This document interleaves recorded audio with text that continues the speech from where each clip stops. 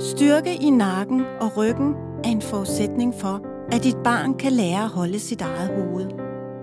Netop hovedløft er en forudsætning for al motorisk udvikling, og det kommer før al anden bevægelse for dit barn. Derfor er det vigtigt at hjælpe dit barn med at få et godt og stabilt hovedløft. Lad dit barn ligge på maven så meget som muligt, og find på nogle aktiviteter, der motiverer barnet til at løfte sit hoved.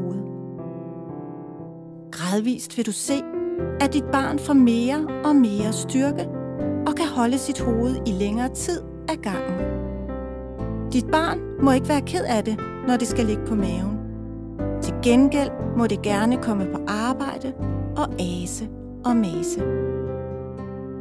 Et forslag til en aktivitet er, at du kan lægge dit barn på dine ben og hæve og sænke dine ben. Når du har benene oppe, vil din lille guldklump nyde det gode overblik, det har fra dine ben. Når du sænker benene, vil dit barn derimod komme på arbejde.